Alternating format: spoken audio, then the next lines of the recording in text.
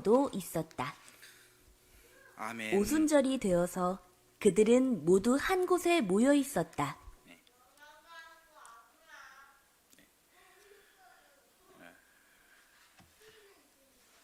오늘 우리 김태한 집사 성도님 오늘 기도 너무 은혜로웠고 데뷔 전 치고는 너무 참으로 기도를 너무 잘하셨어요. 앞으로도 쭉 은혜로운 기도 부탁드리겠습니다. 오늘은 사도행전 2장 1절에서 13절까지 말씀입니다. 성령 강림의 본질에 대해서 말씀을 나누도록 하겠습니다. 오늘 말씀은 제목에서 나왔듯이 성령님에 대해서 이야기를 좀 하려고 합니다. 지지난주에 나눴던 말씀이 본질이 사랑이신 창조주 하나님과 그리고 그 사랑의 정수를 드러내신 예수님을 소개하는 그런 말씀을 나눈 적이 있었는데 성령님에 대해서는 우리가 말씀을 그때 못 드렸습니다. 성경에서 이 성령에 대해 다양하게 이렇게 소개를 하고 있지만 그 중에 오늘 본문이요 가장 강렬하고 또 인상 깊은 그런 본문입니다. 오늘 본문 말씀을 통해서 성령님이 어떤 분이시고 또 무슨 기능을 하시는지 이 성령님의 본질은 무엇인지 한번 여러분들과 말씀으로 나누려고 합니다. 오늘 본문이 전하는 이 성령 강림의 역사를 통해서 초대 교회가 만들어지고 또 전 세계에 복음이 전파되고 오늘날 우리도 이날 임하신 성령님의 힘으로 지금 신앙생활을 하고 있다라고 말해도 과언이 아니에요. 사도행전 1장 8절 성령이 너에게 내리시면 너희가 능력을 받고 예루살렘과 온 유대와 사마리아에서 땅끝까지 이르러 내 증인이 될 것이다. 이 말씀을 이루는 기초가 된 사건이 오늘 우리가 볼 성령 강림 사건입니다. 오늘 우리가 그리스도인으로 살 수 있는 강력한 발화점이 된 오늘 이 성령 강림 사건, 오늘 이 말씀을 여러분 잘 귀담아 들어주시기를 바라겠습니다. 우리 1절 말씀을 우리 다시 한번 읽겠습니다.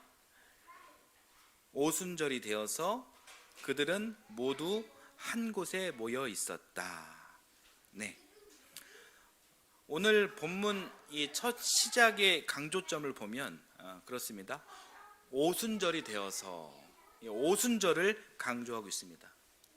여러분 오순절이 무엇인지 정확하게 혹시 아실까요? 아니요, 몰라요. 그리고 저 갑자기 왔어요. 오순절은 여러분 이스라엘 3대 절기 중 하나입니다. 이스라엘 3대 절기는 유월절, 오순절, 장막절입니다. 지난번에는 제가 이스라엘 3대 명절이 유월절, 칠칠절, 초막절 이렇게 말씀드렸는데 오늘은 좀 다르게 말씀드렸습니다. 지난번도 맞고요. 이번에도 맞습니다. 이스라엘 명절은 농번기와 그리고 그 의미에 따라 명칭이 다르게 표현이 됩니다. 한번 정리를 한번 해볼까요? 자, 이스라엘 3대 명절, 자, 유월절, 무교절이라고 하기도 하고요. 무교병의 절기라고 이렇게 이야기도 합니다. 또 오순절, 칠칠절, 맥추절 이렇게 이야기도 합니다. 또 장막절, 그리고 초막절, 수장절이라고 이렇게 불리기도 합니다. 이렇게 불리는 이름이 다른 이유는요. 위에서 잠깐 말씀드렸듯이 이스라엘 농번기에 따라 다르고 또 의미에 따라 이렇게 다르기도 합니다. 이스라엘 민족은 이 3대 절기를 아주 중요하게 여겼습니다. 왜냐하면 이 절기를 하나님께서 친히 허락하신 것으로 확실히 믿었기 때문입니다. 그 믿음의 근거가 되는 말씀을 한번 볼게요. 출애굽기 23장 14절에서 17절까지 말씀 우리 함께 한번 읽어보겠습니다. 너희는 한 해에 3차례 나의 절기를 지켜야 한다. 너희는 무교절을 지켜야 한다. 내가 너희에게 명한 대로 아비월에 정해진 때에 이래 동안 누룩을 넣지 않는 빵을 먹어야 한다. 너희가 그때에 이집트에서 나왔기 때문이다. 너희는 빈손으로 내 앞에 나와서는 안 된다. 너희는 너희가 애써서 밭에 씨를 뿌려서 거둔 곡식의 첫 열매로 맥추절을 지켜야 한다. 또한 너희는 밭에서 애써 가꾼 것을 거두어 드리는 한 해의 끝 무렵에 수장절을 지켜야 한다. 너희 가운데 남자들은 모두 한 해에 3번 주 하나님 앞에 나와야 한다. 아멘. 이 명령을 따라서 이스라엘 민족은 새 절기가 되면 어디에 있든 멀리 살든 외국에 있든 이 절기를 지키기 위해서 예루살렘으로 이렇게 모여 예물을 드리고 제사를 드리는 그런 풍습을 가졌습니다. 얼마나 그런 많은 수가 예루살렘에 모였는지에 대해서 요세푸스라는 그런 유명한 역사학자는 이 명절 때 아마 200만 명 이상 모였을 것이다 이렇게 이야기하고 있어요. 당시 예루살렘에 거주하는 인구수가 한 12만 명 정도라고 그렇게 했을 때 200만 명이 모였다는 것은요, 예루살렘에 발을 디딜 곳이 없을 정도로 사람들이 빼곡하게 찼다라는 그런 의미입니다. 엄청 많이 왔던 것이죠. 아마 명절 때만 되면은 사람들이 그 여관을 구하느라 애를 많이 썼을 것이다. 여관을 구하지 못한 사람들이 노숙을 하는 장면도 많을 것이다. 이렇게 상상이 됩니다. 아마 그랬을 거예요. 한편으로 모든 사람들이 다 새 명절을 다 지켰을까요? 이런 의문도 들지만 다 안 지켰을지라도 그래도 유대인들은 최소한 한 가지 이상 명절은 지켰을 것입니다. 그렇게 유대인들이 이 명절 굉장히 중요하게 여겼는데요. 이 3가지 명절 하나씩 한번 간략하게 한번 살펴보도록 하겠습니다. 먼저 유월절입니다. 무교절이라고도 한다고 했죠. 유월절은요, 출애굽 사건을 기념하는 명절이에요. 출애굽을 도훈 10가지 그 재앙 사건이 있었는데 10번째 사건이 모든 태어난 첫째가 죽는 죽음의 재앙인데 이스라엘 백성만이 이 문설주의 어린 양의 피를 바름으로 죽음의 재앙이 피해간 것이죠. 유월은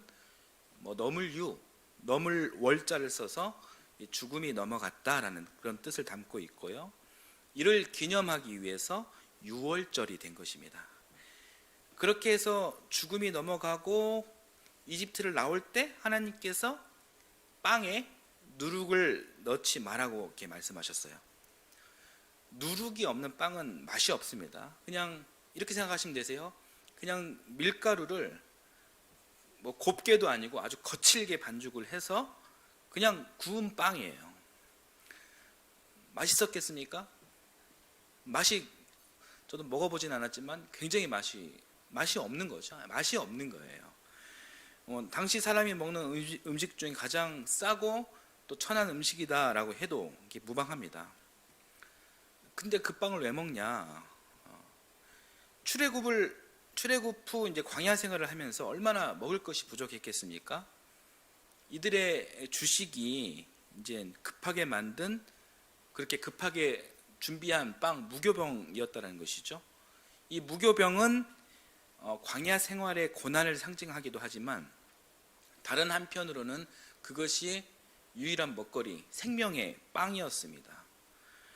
그래서 이 유월절과 무교절 모두 이 출애굽 승리의 사건을 기억하고 기념하기 위한 절기이므로 이름만 다르지 이 유월절과 무교절은 같은 절기입니다.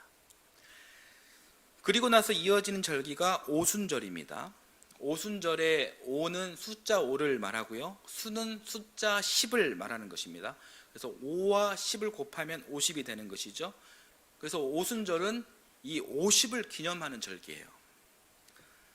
오순절은요, 유월절과 연결됩니다. 유월절이 지난 첫 번째 안식일, 첫 번째 주일부터 시작해 50일째 되는 날이 바로 오순절입니다. 이 종교적 표현이 오순절이라는 거예요. 그리고 유월절이 지난 첫 번째 안식일부터 50일이 되려면은 여러분 몇 주가 지나야 됩니까? 7일 한 주가 7번 지나야죠. 7, 7은 49, 그리고 그 다음 날이 오순절이니까. 그래서 이 오순절을 77절이라고 이야기도 합니다. 이 오순절과 칠칠절은 같은 절기예요. 이 오순절과 칠칠절에는 무엇을 하느냐? 이 시기가 이스라엘 농번기상 첫 번째 수확하는 때와 겹칩니다. 그래서 첫 번째 보리수를 하나님께 올려드린다 해서 이 오순절을 맥추절 이렇게 부르기도 합니다. 이스라엘 민족의 두 번째 절기 오순절, 칠칠절, 맥추절 같은 절기다. 여러분 기억해 주십시오. 그리고 마지막 세 번째 절기는 장막절입니다. 오순절을 보내고 많은 그 농사에 수확이 있을 것입니다. 하나님의 은혜로 수확이 있을 거예요. 겨우내 먹을 수 있는 식량을 이제 저장하면서 고생했던 지난 수확의 시간 그리고 지난 광야의 시간을 떠올리고 이 풍성함을 주신 하나님의 은혜를 잊지 않기 위해서 7일간 장막을 치고 보내는 절기가 장막절이라는 것이죠. 농사의 의미를 담아서는요, 곡식을 저장한다는 뜻으로 수장절 이렇게 말하기도 합니다. 오늘날 식으로 말하자면 뭐하고 비슷합니까? 추수감사절과 같은 맥락이에요. 여러분, 이스라엘 세 가지 명절에 대해서 제가 잠시 이게 말씀을 드렸는데 좀 정리가 되십니까? 이런 이야기를 할 기회가 이렇게 많지는 않습니다. 그래서 이번 기회에 한번 정리를 해보았습니다. 오늘은 6월절을 보내고 50일이 지나서 보내는 오순절에 대한 이야기를 하려고 합니다. 오순절이 여러분 이스라엘 민족에게 왜 중요했냐면은 이스라엘 사람들에게 7이라는 숫자는 완전수예요. 그래서 오순절을 그래서 77절 이렇게 말하는 것입니다. 6월절 이후 7주가 지난 안식일을 거룩하게 지키자. 모든 안식일이 다 거룩하지만 6월절 이후 7번이 지난 안식일은 더 특별히 거룩하게 지키자. 이렇게 자기들 안에서 합의가 된 것입니다. 그래서 이 오순절은 안식일 중에 안식일, 제일 큰 안식일로 제정해 하나님 앞에 큰 절기로 지켰던 것이죠. 이렇게 큰 의미가 부여된 이 오순절에 오늘 말씀을 보니까 이 성령 강림 사건이 일어난 것입니다. 오순절에 일어난 이 성령 강림은 우연이라고 보기가 어렵습니다. 오늘은 이 부분을 한번 살펴보려고 합니다.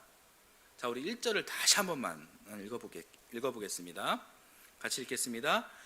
오순절이 되어서 그들은 모두 한 곳에 모여 있었다.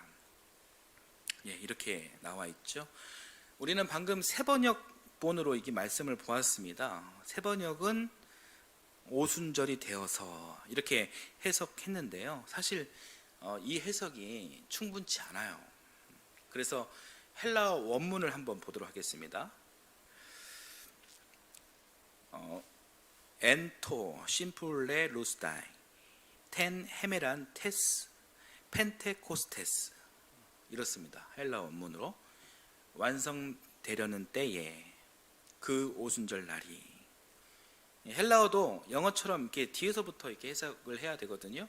그래서 직역하면 그 오순절 날이 완성되려는 때에 이렇게 해석되는 것이 맞다라는 거예요. 그런데 세번역은 그냥 오순절이 되어서 이렇게 번역했죠. 그래서 충분치 않다 이런 말씀을 드린 것입니다. 그러면 개역개정은 어떻게 번역이 됐나 한번 볼까요? 개역개정은 오순절 날이 이미 이름에 이렇게 해석이 되었습니다. 세번역은 오순절이 되어서, 개역개정은 오순절 날이 이름에. 어떤 번역이 더 정확한 것 같습니까? 세번역은 심플레 루스다이 이 단어가 생략이 된 것 같아요. 반면 개역개정은 이것도 좀 정확한 직역이라고 볼 수는 없지만 이미라는 그런 말로 심플레 루스다이를 그렇게 표현한 것 같습니다. 오순절이 이미 왔다. 오순절 날이 이미 왔다. 이미 왔다. 여러분은 이 말이 어떻게 들리십니까? 이 날이 평소보다 빨리 온 건가? 아니면 이날이 이미 왔고 좀 이렇게 시간이 지났다는 이야기인가? 이게 무슨 시간적 개념으로 이렇게 들리죠? 그래서 헷갈리는 거예요. 그래서 헬라어 원문과 비교하자면은 이게 뭔가 좀 어색하고 좀 이렇게 다른 느낌이다라는 겁니다. 그래도 아예 삭제해버린 이 새 번역보다 개역 개정이 더 나은 것 같습니다. 엔토 심플레 루스다이, 완성되려는 때에. 사실 이 말은 굉장히 중요한 언어예요. 오늘 본문이 말하는 오순절은요, 사실 굉장히 특별한 상황을 말해주고 있습니다. 오순절 그 자체만으로도 특별한데 오늘 오순절에는 곧 성령 강림이 일어난다라는 거예요. 그런데 이 성령 강림은 우연히 갑자기 뜻밖의 상황에서 주어진 것이 아니라 하나님의 치밀한 계획과 섭리 속에 드디어 성령 강림의 사건이 완성이 되었다라는 것이에요. 무엇이 완성이 되었다라고요? 성령 강림이, 성령 하나님과 그의 자녀된 사람들이 드디어 만난다. 어떻게? 하나님의 치밀한 계획 속에, 하나님의 작정함 속에, 하나님의 노력 속에 그런 의미를 지니고 있다는 것입니다. 엔토 심플레 루스다이, 이것은요, 세 번역이 이것은 삭제를 했지만 이것은 굉장히 이 하나님의 계획하신 치밀함을 강조한 것입니다. 그래서 오순절이 완성이 되었다, 오순절이 가득 찼다 라는 것입니다. 시간적 개념이라기보다 하나님으로부터 필연적인 조건이 다 준비된, 완성된 그 상황을 말해주는 것입니다. 이해가 되시죠? 오늘 본문 전장을 보면요, 1장을 보면은 이 오순절 성령 강림 사건을 일으키기 위해서 하나님께서 준비하신 일들이 나와요. 예수님의 죽음, 부활, 승천, 이 일련의 사건을 경험한 크리스찬들은 로마 정치인들과 유대 종교 권력자들의 이 물리적인 폭거를 피해 쥐죽은 듯 숨어 지내고 있었습니다. 이 크리스찬들은요, 아무 힘도 없을 뿐만 아니라 아무것도 스스로 해낼 수 없는 그런 무리가 되었습니다. 눈앞에 보이는 이 물리적인 폭력은 무섭고, 그동안 믿고 바랐던 자신들의 영웅 예수님은 돌아가셨고, 부활하셨다지만 하늘로 승천하셨잖아요. 예수님이 자기들 눈앞에 없는 것입니다. 안 보입니다. 그렇게 크리스찬들은 두려워 떨며 찍소리도 못하고 그렇게 숨어 있었습니다. 이런 연약한 사람들을 통해서 어떻게 무슨 성령의 역사를 기대할 수 있겠습니까? 이런 심리적인 상태에서 어떻게 사도행전 1장 8절 성령이 너희에게 내리시면 너희가 능력을 받고 예루살렘과 온 유대와 사마리아에서 땅끝까지 이르러 내 증인이 될 것이다. 어떻게 이 성령의 역사를 이룰 수 있겠습니까? 불가능합니다. 그래서 하나님께서는 성령 강림 이전에 이 다 죽어가는 이 신앙 공동체의 기초를 다지시는 그런 일을 하셔요. 무슨 일이 있었냐면 예수님 제자가 12명이잖아요. 예수님이 12명을 세웠습니다. 예수님이 하신 일이기 때문에 의도와 뜻이 있겠죠. 12사도입니다. 그런데 예수님을 배반하고 스스로 목숨을 끊은 가룟 유다로 인해 이 한 명의 공백이 생겼잖아요. 그래서 1장에 보면 이 마띠아라는 사람을 사도로 세우시면서 예수님께서 생전에 구성했던 12사도를 다시 완성하시죠. 이 12사도가 앞으로 세워질 초대교회 설립의 구심점이 됩니다. 그리고 이 복음을 들고 성령의 능력을 받고 이 전 세계로 흩어 뻗어질 그런 기도의 용사가 필요했잖아요. 그래서 그 사람 120명을 모으셔요. 그리고 그 120명에게 믿음을 주십니다. 이 세상의 세상을 이길 그런 담대한 마음을 주십니다. 세상이 감히 감당할 수 없는 그런 마음을 주십니다. 그렇게 준비해 놓으시고 2장인 오늘 본문으로 이렇게 넘어온 것이에요. 첫머리에 이렇게 말하는 것이죠. 카이 엔토 심플레 로스다이 텐 헤메란 테스 펜테코스테스. 그리고 오순절 날이 완성되려는 때에 모든 믿는 자들이 함께 그곳에 있었다. 얼마나 멋있습니까? 하나님께서는 사도행전 1장 8절 말씀을 이루시기 위해, 성령을 보내시기 위해 크리스찬들이, 다 죽어가는 크리스찬들이 이 성령의 능력을 받고 그리고 뻗어져 나갈 수 있도록 하시기 위해 한치의 오차도 없이 정확하게 치밀한 준비 끝에 하나님 당신의 계획을 그렇게 실행하셨다라는 겁니다. 사도행전 2장 1절이 바로 그 이야기를 해주고 있는 것입니다. 자, 그러면은 이제 이 오순절 성령 강림 사건에 우리가 잊지 말고 놓지 말아야 하는 중요한 이유에 대해서 한번 살펴봐야 하는데요. 이것은 예수님의 죽음, 부활, 승천과 연결되는 이야기예요. 여러분, 예수님의 죽음, 부활, 승천의 일을 한번 이 순차적으로 한번 상상해 보시겠어요? 생각해 보시겠어요? 이 생각하시면서 저의 이야기를 한번 따라와 보시길 바랍니다. 예수님께서 유대인들에게 잡힌 날은 유월절 전날이었습니다. 그리고 유월절에 예수님은 십자가에 돌아가셨습니다. 그리고 3일 후에 부활하셨다라고 하는데 사실 날짜로는 3일이지만 시간으로는 3일이 채 되지 않아요. 그리고 부활하신 후 40일 동안 제자들에게 나타나셔서 하나님 나라에 대해서 가르치셨습니다. 40일째 되는 날 성령을 약속하시고 승천하셨습니다. 부활과 승천까지 걸린 시간은 40일인 거죠. 그리고 이제 열흘이 지났습니다. 오순절이 되었습니다. 오순절이 완성되었습니다. 이때 초대교회 성도들은 한 마음으로 모여 예수님의 이 약속을 간절히 기다린 것입니다. 바로 이때 성령 강림이 일어난 것입니다. 여기까지 어떻게 그림이 잘 그려지시죠? 자, 그리고 이 일들을 이 구약 시대 출애굽 사건과 한번 비교해서 다시 한번 봤으면 좋겠습니다. 다시 저를 따라와 주세요. 상상해 보시고요. 자, 구약 시대 출애굽 10가지 재앙이 있었습니다. 그중 10번째 재앙인 장자의 죽음을 피한 유월을 출발점으로 해서 출애굽이 되었습니다.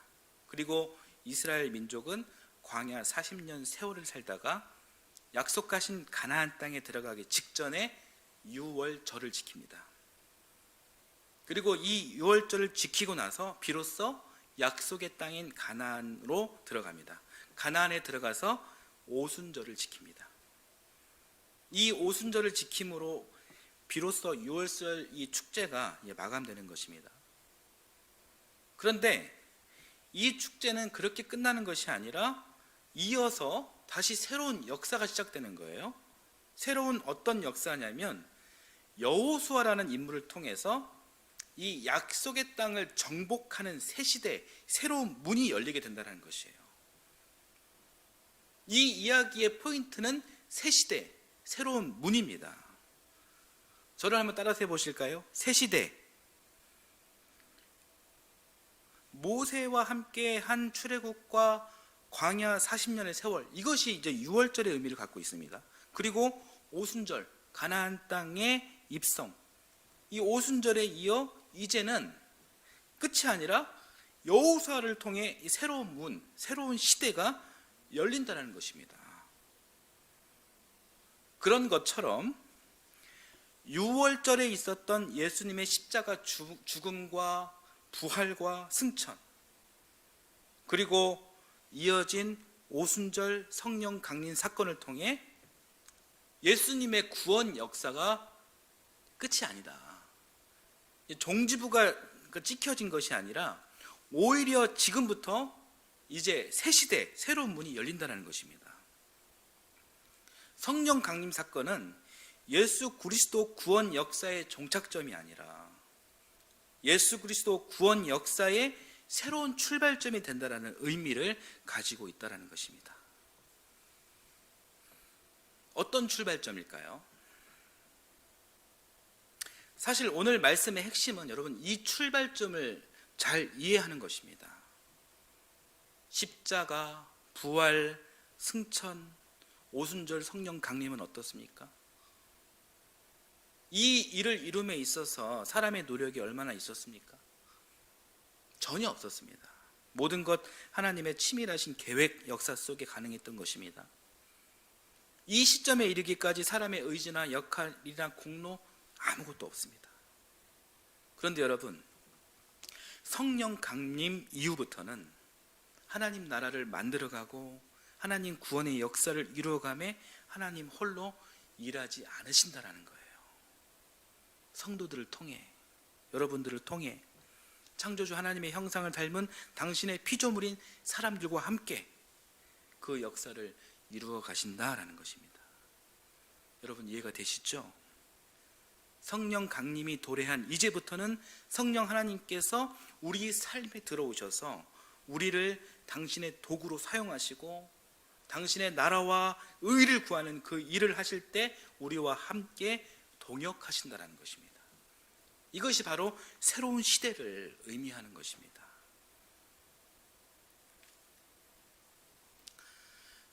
성령님을 모시고 사는 우리가 그래서 여러분 복덩이인 거예요.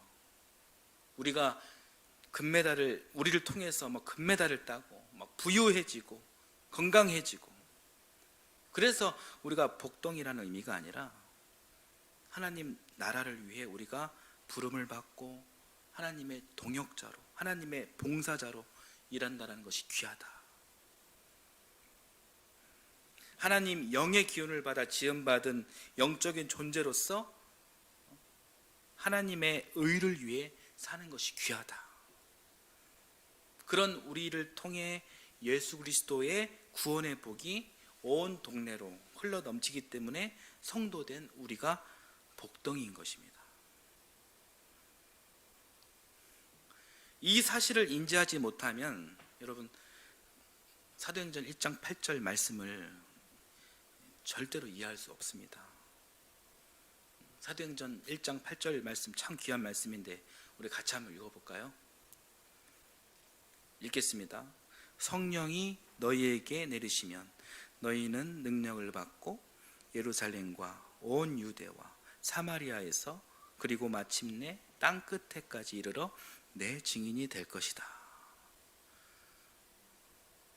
먼저 그 나라와 그 의를 구하는 성령님의 동역자로서의 복덩이에 대한 그런 이해가 없다면 그 사람이 성령을 어떻게 인식하겠습니까? 성령을 어떻게 생각하겠습니까? 진이야, TV 켜줘. 진이야, 채널 바꿔줘.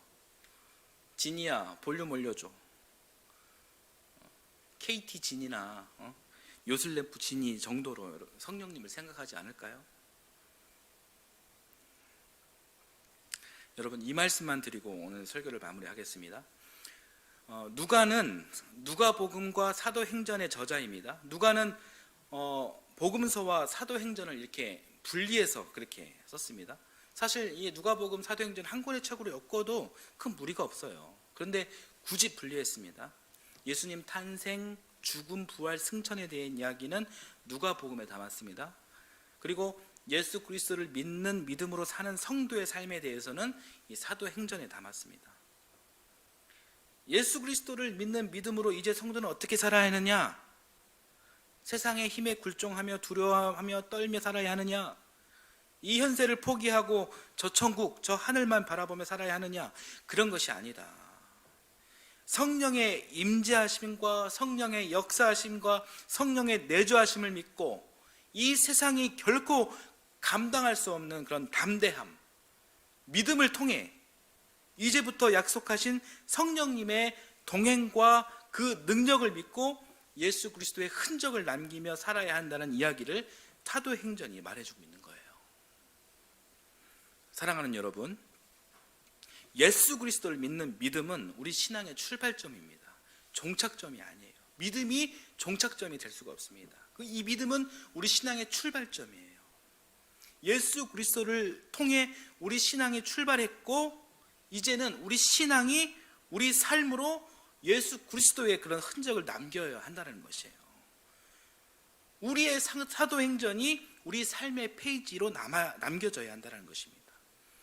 바울과 12사도들이 그랬듯이, 마가 요한 다락방 120명의 기도의 용사가 그랬듯이 우리의 영을 운행해 주시고 이끌어 주시는 성령님의 능력과 동행을 여러분 신뢰하며 그의 역사를 여러분 기대하며 시작되는 새로운 한 주도 예수 그리스도의 흔적을 남기며 살아가시기를 바라겠습니다. 다음 주에 같은 본문으로 성령에 대한 말씀을 한 번 더 나누도록 하겠습니다. 우리 함께 찬송하겠습니다.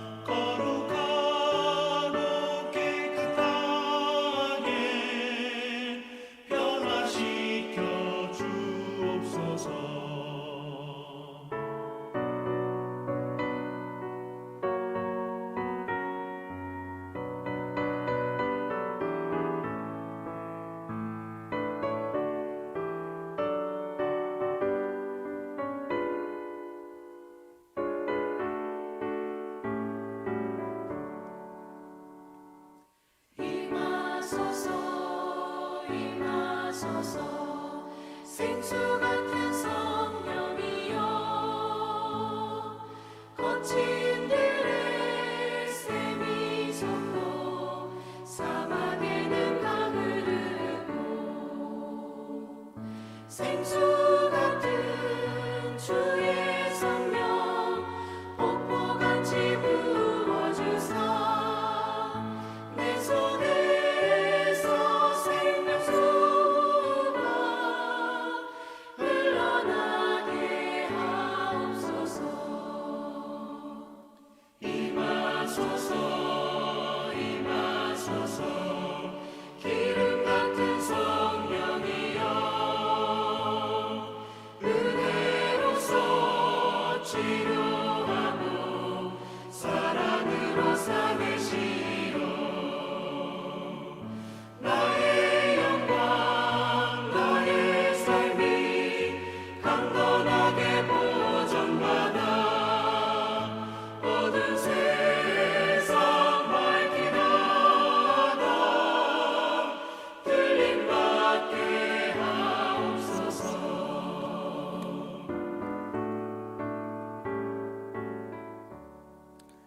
하나님 감사합니다. 연약한 우리를 불쌍히 여기시어 성령을 보내주시고 성령님과 늘 함께 살아가도록, 동행하도록, 동거하도록 인도하심 감사드립니다. 창조주께서 보내신 성령 하나님을 굳게 믿으며 이 세상의 악에 굴종하지 않고 예수 그리스도께서 가르쳐 주신 복음대로 살아가는 저희들이 되도록 인도하여 주옵소서. 하나님을 경외하며 이웃을 내 몸과 같이 사랑하는 그런 삶을 살게 하옵소서. 이 시간 주님 주신 은혜에 감사하며 귀한 예물을 드립니다. 이 예물이 쓰이는 곳곳마다 하나님의 정의가 드러나게 하시고 바친 손길 기억하셔서 주의 복으로 충만케 하옵소서. 감사드리며 예수님의 이름으로 기도드립니다.